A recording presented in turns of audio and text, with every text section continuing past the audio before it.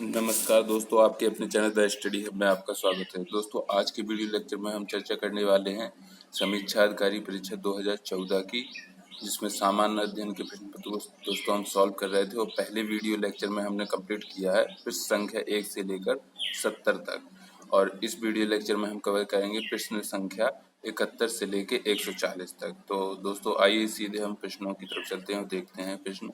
जैसा कि यहाँ पर प्रश्न संख्या 71 में दिया गया है कि उत्तर मध्य क्षेत्र सांस्कृतिक केंद्र शॉर्ट फॉर्म दी है NCZCC चैती और खजरी केंद्रों का आयोजन किस शहर में करेगा। ठीक, तो दोस्तों इसमें जो आपका सही उत्तर आपको बताना है कि कहाँ करेगा। तो यहाँ आपका राइट आंसर है वाराणसी। ठीक, डी पार्ट सही हो जाएगा। लेकिन जो उत्तर मध्य क्षेत्र सांस्कृतिक केंद्र जो है आपका वो इलाहाबाद में है, लेकिन ये चैती और कजरी केंद्रों का आयोजन वाराणसी में करेगा। ठीक, आइए नेक्स्ट क्वेश्चन को देखते हैं। लखनऊ बॉय पुस्तक किसके द्वारा लिखी गई है। तो दोस्तों जो लखनऊ बॉय पुस्तक है वो लिखी गई है विनोद मेहता जी के द्वारा। नेक्स्ट क्वेश्चन देखते हैं। निम्नलिखित में से किस राष्ट्रीय उद्यान ने वन्यजीव प्रबंधन के लिए ड्रोन रहित हवाई वाहन का उपयोग करना प्रारंभ कर दिया है। ठीक, तो इसमें आपका सही जवाब होगा बांदीपुर टाइगर रिजर्व अर्थात ए पार्ट। ठीक, जिसने ड्रोन रहित हवाई वाहन का उपयोग करना प्रारंभ कर दिया है। नेक्स्ट क्वेश्चन देखते हैं। दोस्तों ये गार्जियन समाचार के एडिटर इन चीफ पूछा गया था, 2014 का पेपर है। तो दोस्तों इस समय इसकी जरूरत नहीं, क्वेश्चन की करंट का क्वेश्चन था। कुछ संख्या जो है 75 में देखते हैं। यहाँ पर लिखा है मीठी बिरदी परमाणु ऊर्जा संयंत्र निम्नलिखित में से किस देश के सहयोग से स्थापित किया जाएगा। तो यहाँ पर आपका जो सही आंसर क्या होगा, आपके ऑप्शन है USA, कनाडा, रूस और फ्रांस। तो दोस्तों USA की सहायता से मीठी बिरदी परमाणु ऊर्जा संयंत्र को स्थापित किया जा रहा है। नेक्स्ट क्वेश्चन है 76 देखते हैं। यहाँ पर बताना था दोस्तों, नवीनतम रिपोर्ट के अनुसार भारत विश्व में इस्पात उत्पादन में किस स्थान पर है। तो दोस्तों जिस समय ये पेपर पूछा गया था 2014 का प्रश्न पत्र, उस समय भारत तीसरे स्थान पर स्टैंड कर रहा था। लेकिन अगर हम वर्तमान की दोस्तों बात करें तो वर्तमान में भारत का जो इस्पात उत्पादन है उसमें भारत विश्व में दूसरे स्थान पर स्टैंड कर रहा है। ठीक, दूसरे स्थान पर है। और प्रथम स्थान पर कौन है। तो दोस्तों इस्पात उत्पादन में प्रथम स्थान पर हमारा पड़ोसी देश चाइना है, चीन। ठीक, तो अभी वर्तमान आंकड़े इसके आपको याद रखने हैं कि भारत जो है वो दूसरे स्थान पर लाई कर रहा है। 77 प्रश्न में कह रहा था कि एजेंडा 21 किस क्षेत्र से संबंधित है। तो दोस्तों आपके ऑप्शन जो दिए गए हैं उसमें है सतत विकास, बी है परमाणु निशस्त्रीकरण, सी है पेटेंट संरक्षण, डी है कृषि संबंधी प्रदान। तो दोस्तों इसका जो सही जवाब होगा वो होगा ए पार्ट, सतत विकास। एजेंडा जो 21 योजना चलाई गई उसका प्रमुख लक्ष्य है सतत विकास। ठीक, नेक्स्ट क्वेश्चन देखते हैं। 78 में प्रश्न कह रहा कि केंद्र सरकार का मिशन इंद्रधनुष किससे संबंधित है। यहाँ पर आपका सही जवाब होगा दोस्तों बी पार्ट, 7 टीका निवारणी रोगों के खिलाफ बच्चों का टीकाकरण। ठीक, स्वास्थ्य मंत्रालय की एक योजना है इसमें जो टीकाकरण से संबंधित है। नेक्स्ट क्वेश्चन देखते हैं। 79 में पूछा गया है प्रतिष्ठित टॉयलर पुरस्कार किस क्षेत्र में दिया जाता है। तो दोस्तों जो टॉयलर पुरस्कार है वो पर्यावरण सुरक्षा के क्षेत्र में प्रदान किया जाता है। आपका यहाँ पर डी पार्ट सही हो जाएगा। नेक्स्ट क्वेश्चन देखते हैं। सर्वोच्च न्यायालय के हाल के निर्णय। तो दोस्तों ये जो पेपर है 2014 का है, तो इसमें हम लोगों को करंट के प्रश्नों को छोड़ना है। दोस्तों ये सारे करंट के प्रश्न हैं, ये भी 2015 करंट का है। 85 क्वेश्चन नंबर से देखना है। यहाँ पर दिया है 2000 के 2/5 के 50% का 40% होगा। पहले 2000 का 2/5 निकाल लेंगे तो दोस्तों 800 आ जाएगा। ठीक। फिर इसके बाद 800 का 50% निकालेंगे, 400 हो जाएगा। 400 का कह रहा है कि 40%, तो 400 का 40% 116 होता है। ठीक। नेक्स्ट क्वेश्चन देखते हैं। इसमें कह रहा है कि हमें बताना है कि सबसे बड़ी भिन्न कौन सी है, सबसे बड़ा भिन्न कौन सा है। तो दोस्तों इसमें आप देख सकते हैं जो हर दिया गया है वो 13 का मल्टीपल है सभी में। 9/13, 17/26, 28/39 और फिर इसके बाद 33/52। तो हम क्या करेंगे, एलसीएम ले लेंगे सबका नीचे का, ताकि हर हो जाए सबके बराबर। तो 13, 26, 39 और 52 का जब एलसीएम लेंगे तो हमारा एलसीएम आएगा 156। ठीक। तो 156 एलसीएम लेंगे और इसमें जो है ऊपर पहली भिन्न को जब परिवर्तित करेंगे 13 को 166 में, तो 9 हो जाएगा 108। ठीक। इसी प्रकार दूसरे नंबर की ये वाली भिन्न को जब परिवर्तित करेंगे 160 फॉर्म में, तो यहाँ 156, तो 102/156 आ जाएगी ये वाली, और ये वाली आएगी 112/156। ठीक। और ये वाली आएगी 99/156। ठीक। अब हमें इसमें से बताना है कि कौन सी भिन्न जो है आपकी वो बड़ी है। तो दोस्तों यहाँ पर हमने जो हर है वो बराबर कर लिया। अब इसके बाद हम देखेंगे कि जिसका अंश है बड़ा होगा वो सबसे बड़ी। इसमें 108 है, इसमें 102 है, इसमें 99, इसमें 112, तो आपकी सी पार्ट ही बड़ी हो जाएगी। ठीक। अब नेक्स्ट क्वेश्चन देखते हैं। निम्नलिखित में से कौन सा समूह अन्य से भिन्न है, ये बताना है। पहले तो हम समूह देखेंगे।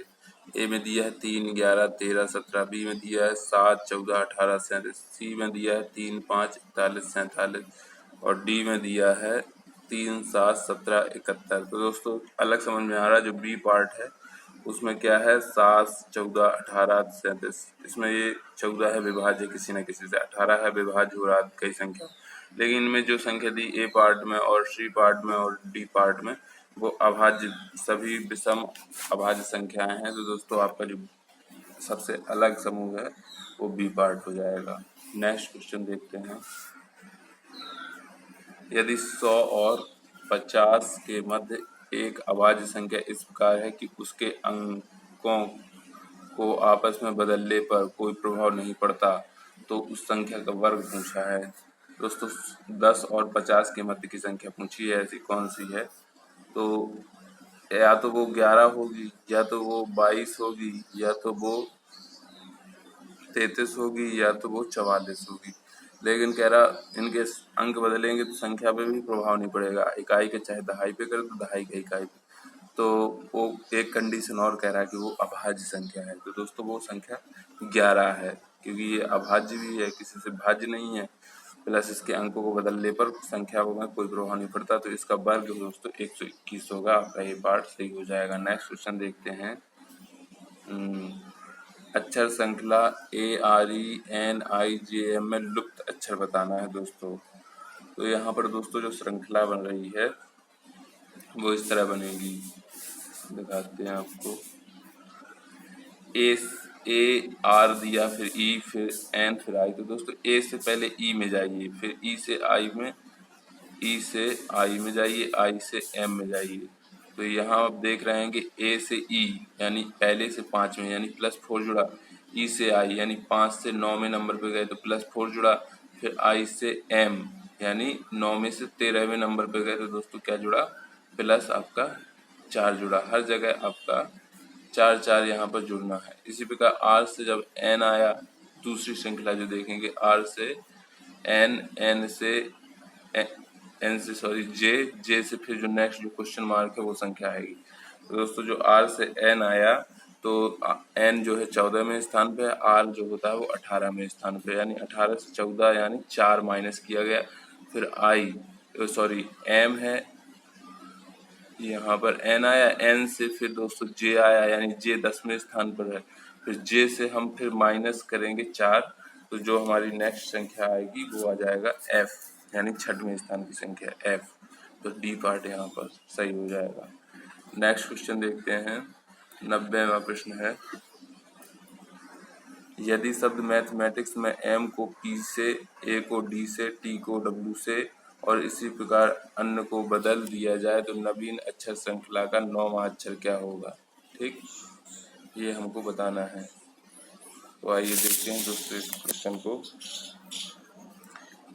m को कह रहा है कि p से बदल दिया जाए, तो m जो है आपका 13वें स्थान पे आता है।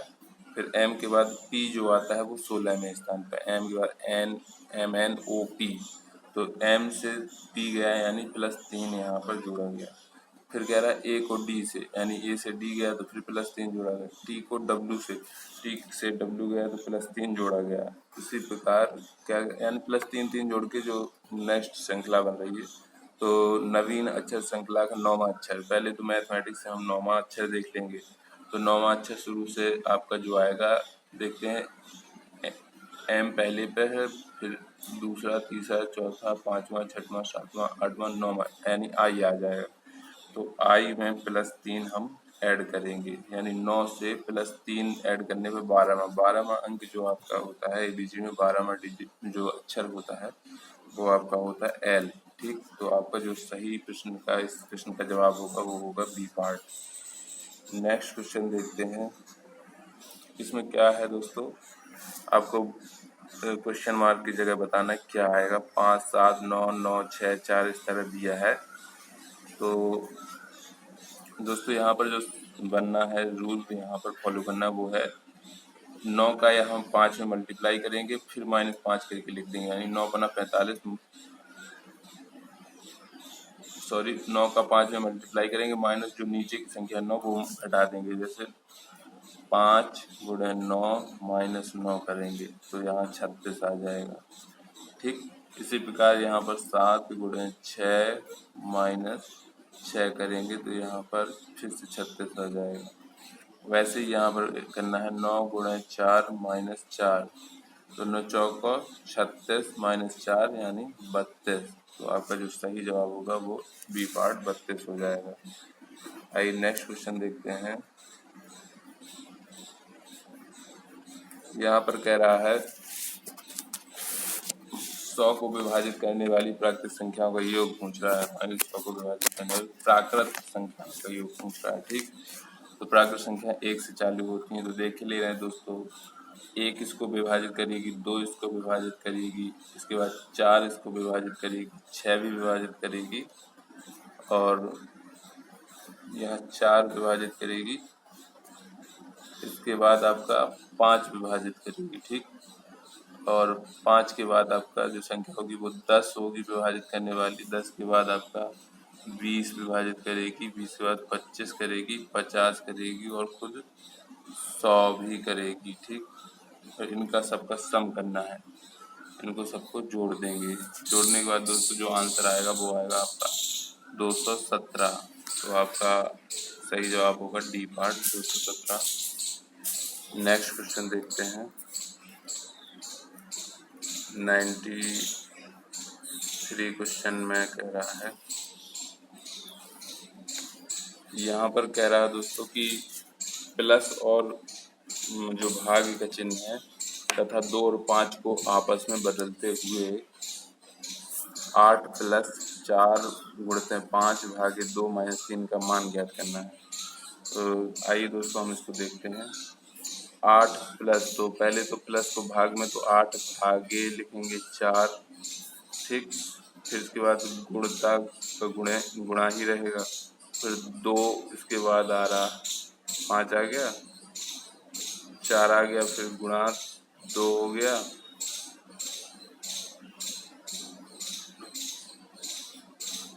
फिर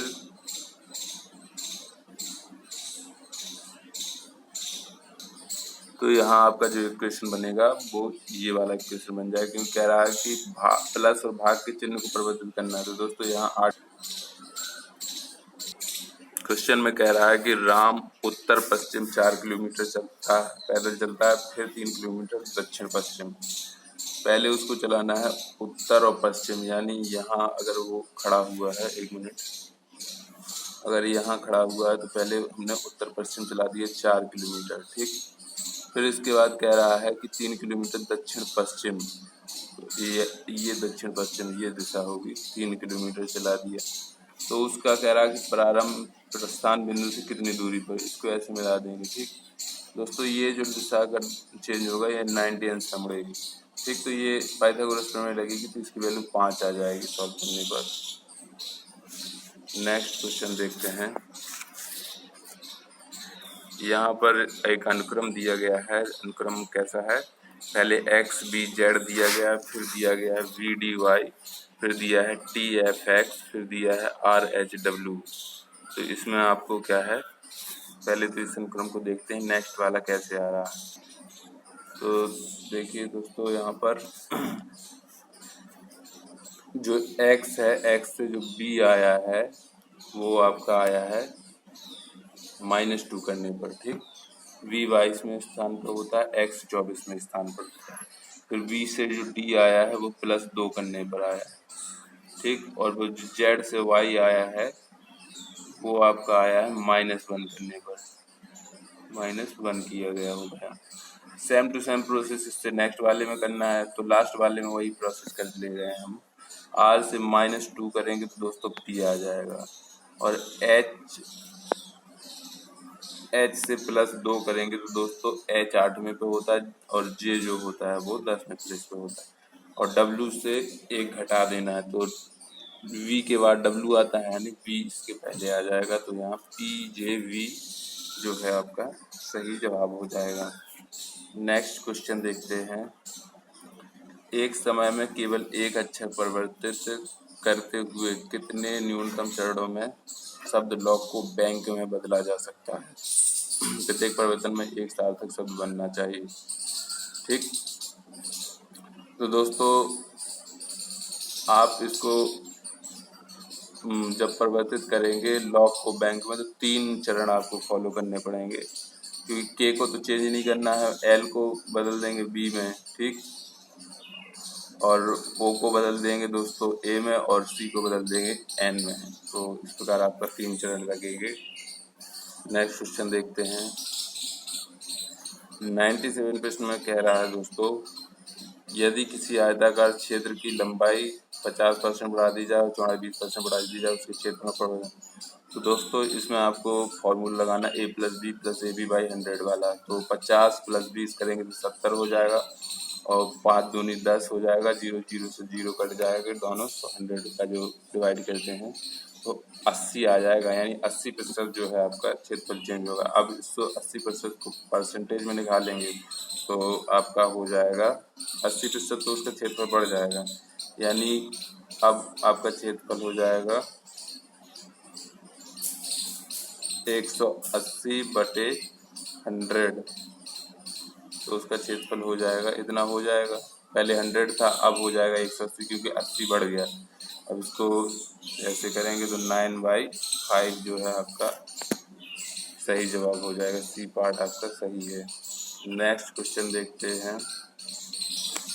यदि एक दर्पण में देखने पर किसी घड़ी में समय 9:30 प्रतीत होता है तो सही समय बताइए। तो दोस्तों 12:00 में से हम 9:30 घटा देंगे तो आपका आ जाएगा 2:30।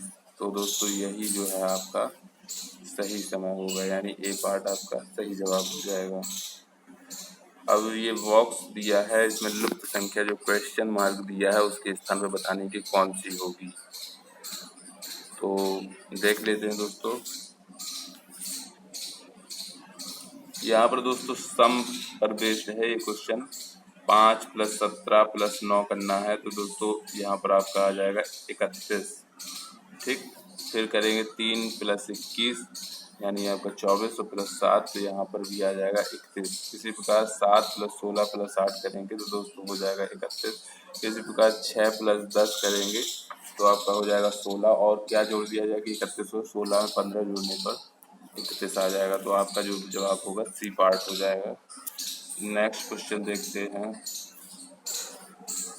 यदि 5, 10, 15 तथा x का औसत 20 है तो x का मान ज्ञात करना है। तो इसमें क्या करेंगे दोस्तों, जोड़ के डिवाइड कर देंगे जितनी संख्या, 4 संख्या है, 5, 10, 15, 30, यानी इनको जोड़ेंगे 30 प्लस एक्स वाई 4 कर देंगे, जो कल टू 20 रहेगा आपका। तो 30 प्लस एक्स 20 का 4 गुना करेंगे, जब ऐसे जब जोड़ेंगे तो यहाँ पर आ जाएगा दोस्तों 30 प्लस एक्स बाई 4 जो कल टू 20। अब ये यहाँ जाएगा 4 गुना हो गया है, यानी 4 80 हो जाएगा, और माइनस ये 30 जाएगा, इधर घट जाएगा, -30 करेंगे तो x की वैल्यू 50 आ जाएगी दोस्तों। ठीक, तो आपका उत्तर हो जाएगा डी पार्ट 50।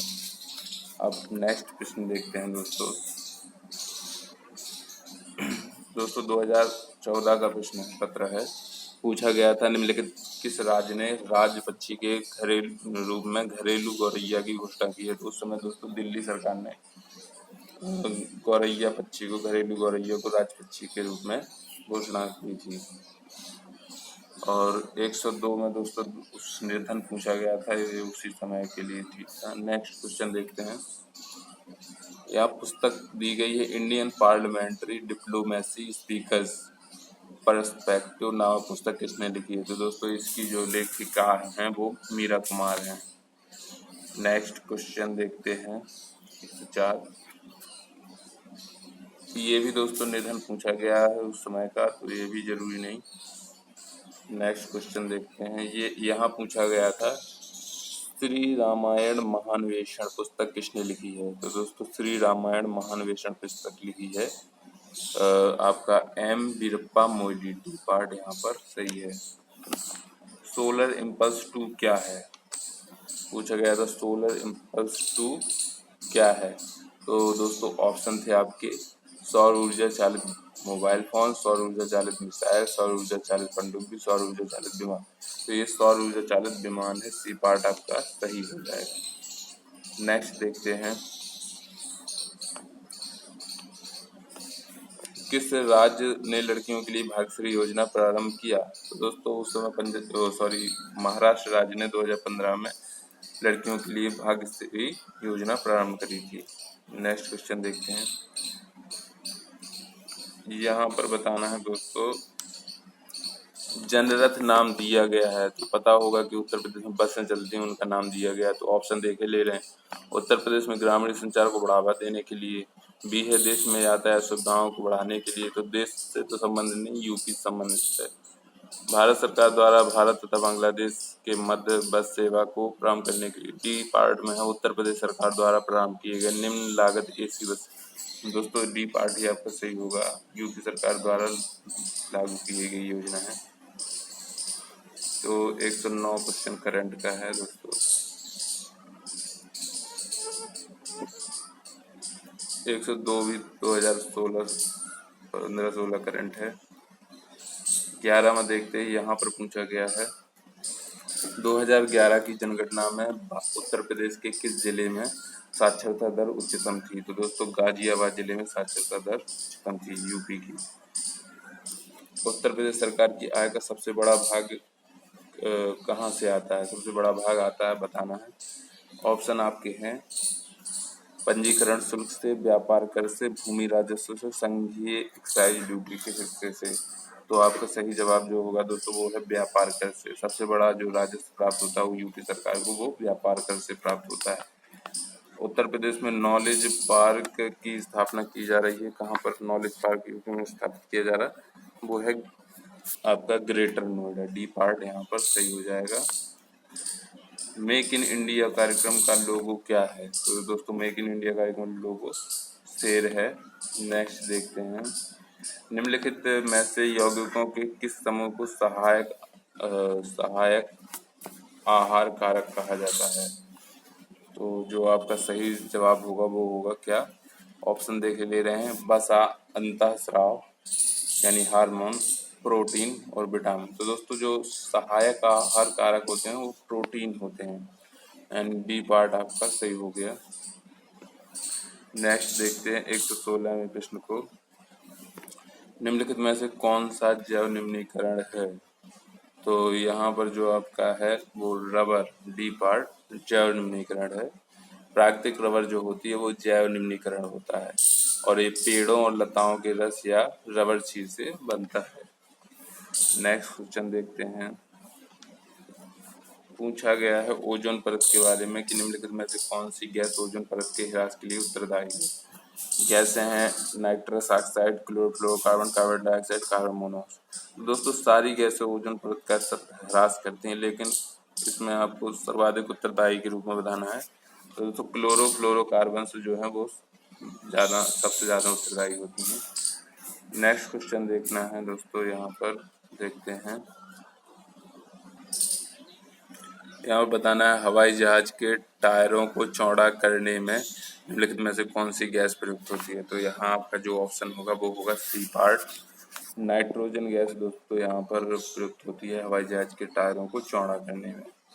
नेक्स्ट देखते हैं क्वेश्चन संख्या 118 से 119 पर चलते हैं। बताना है भोजन का एक प्रमुख अंग है स्टार्च, ग्लूकोज, कार्बोहाइड्रेट, सेल्यूलोज। तो दोस्तों भोजन का जो प्रमुख अंग होता है वो है कार्बोहाइड्रेट। सी पार्ट यहाँ पर सही हो जाएगा। 120वें प्रश्न में कह रहा है लाल स्याही बनाई जाती है। तो दोस्तों लाल स्याही इओसिन से बनाई जाती है। डी पार्ट आपका सही हो जाएगा। अब यहाँ 121वें प्रश्न में पूछा गया है भोपाल गैस त्रासदी से संबंधित यौगिक का नाम किया गया। तो दोस्तों 1984 में हुई थी भोपाल गैस त्रासदी की जो घटना, और उसमें मिथाइल आइसोसाइनाइड नामक गैस फैल गई थी। तो यहाँ आपका सी पार्ट सही होगा, मिथाइल आइसोसाइनाइड। नेक्स्ट क्वेश्चन देखते हैं। फोटोग्राफी में स्थिर करने के रूप में प्रयुक्त होने वाला रासायनिक पदार्थ कौन सा है। तो इसमें आपका है सोडियम थायोसल्फेट। ए पार्ट है सही आपका हो जाएगा, सोडियम थायोसल्फेट। पित्त सत्ता के आधार पर वायुमंडल में सर्वाधिक पाई जाने वाली गैस कौन सी है। तो पित्त सत्ता के आधार पर वायुमंडल में सर्वाधिक पाई जाने वाली गैस जो है वो है नाइट्रोजन। ए पार्ट सही होगा। नेक्स्ट देखते हैं मानव के बाल एवं नख में निम्नलिखित में से कौन सा प्रोटीन विद्यमान है। तो मानव के बाल एवं नख में जो है केराटिन प्रोटीन विद्यमान रहता है। नेक्स्ट क्वेश्चन देखते हैं। निम्नलिखित में से किस लवण को प्रतिदिन खाद्य नमक के रूप में उपयोग नहीं करना चाहिए। ऑप्शन है आयोडीन युक्त नमक, बी है समुद्री नमक, सी है सेंधा नमक और डी है संसाधित साधारण नमक। तो यहाँ पर जो आपका सही जवाब होगा वो होगा समुद्री नमक। ऐसा क्यों? क्योंकि समुद्री नमक का प्रतिदिन सेवन करने मानव के लिए घातक होता है, और समुद्री नमक का अधिक उपयोग करने से उच्च रक्तचाप एवं किडनी के खराब होने की संभावना होती है, इसीलिए इसका प्रयोग नहीं करना चाहिए डेली। नेक्स्ट क्वेश्चन देखते हैं। प्राकृतिक कपूर प्राप्त होता है। ऑप्शन है आपके हिमालय पर्वत के उच्च स्थानों की चट्टानों से, वेनेजुएला में एंजिल प्रपात के फेन अर्थात झाग से, चीन तथा जापान के एक देशज वृक्ष से, डी है अंडमान के निकट समुद्री ज्वार भाटा के अवसाद से। तो यहाँ पर जो आपका सही जवाब होगा वो होगा चीन तथा जापान के एक देशज वृक्ष से, अर्थात सी पार्ट आपका सही होगा। दोस्तों इसका जो वनस्पतिक नाम होता है कपूर का, जो जिस वृक्ष से इसे प्राप्त किया जाता है वो होता है सिन्नामोमस कैम्फोरा। नेक्स्ट क्वेश्चन देखते हैं। गाय का दूध पीले सफेद रंग का होता है, जिसका कारण उसमें उपस्थित निम्नलिखित में से किसकी उपस्थिति है। तो दोस्तों कैसीन जो है गाय के दूध में पाया जाता है, और कैसीन के साथ साथ कैरोटीन की भी उपस्थिति होती है। तो दोस्तों आपका सी पार्ट जो है वो एकदम से सही है। ठीक, नेक्स्ट क्वेश्चन देखते हैं। 128वां नंबर देखते हैं।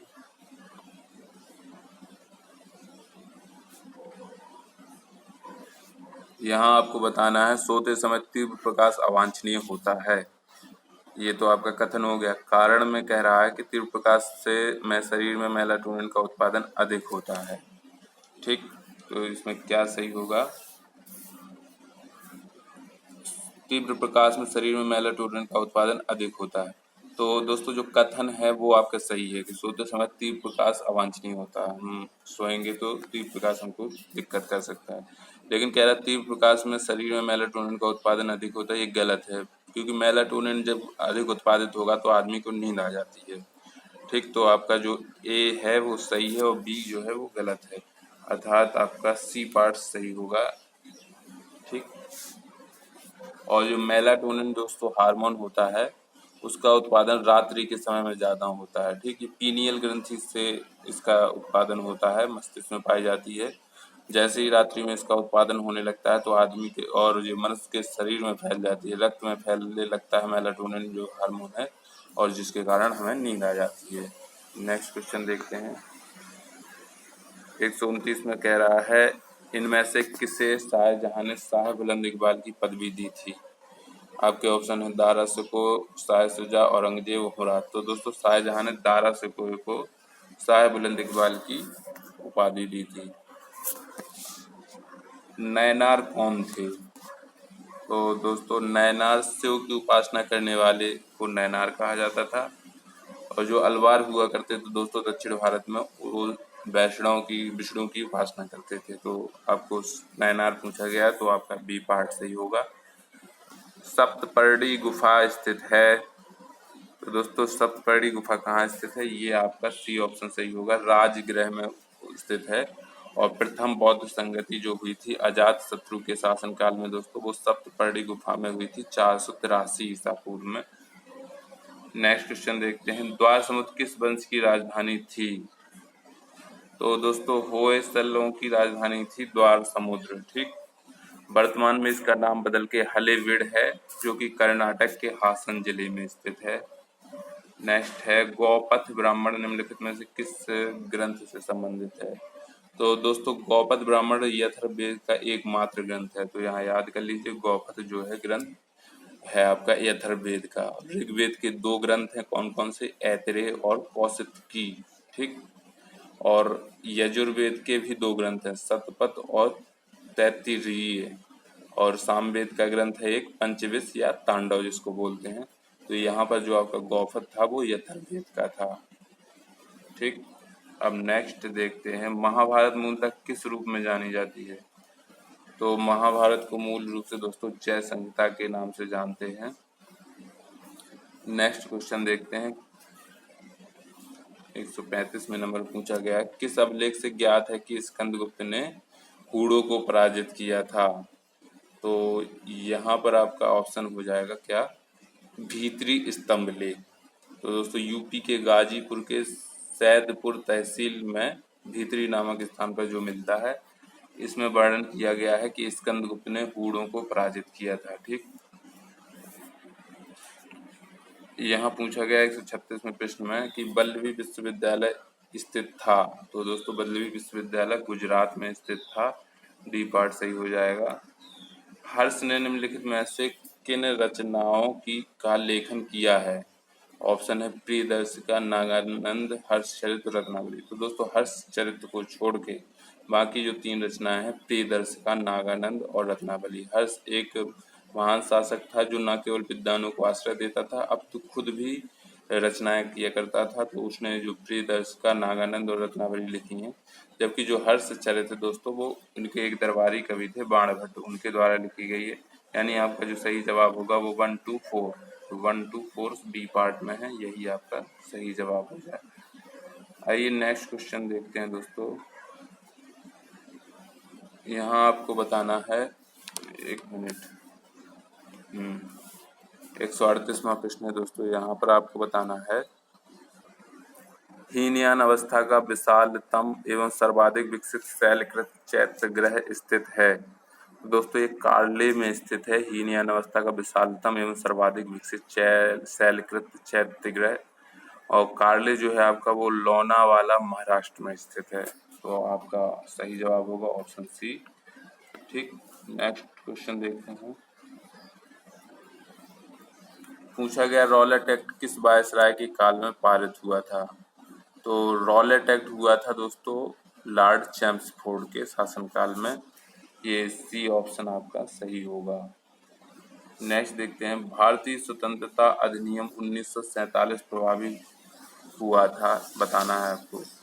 तो इसका जवाब है दोस्तों 18 जुलाई 1947 को भारतीय स्वतंत्रता अधिनियम 1947 है दोस्तों, यहाँ पर गलत है। 1947 जो है वो 18 जुलाई 1947 को पारित हुआ था ब्रिटिश की संसद में। तो इस प्रकार आपके यहाँ पर 140 प्रश्न कंप्लीट हो जाते हैं।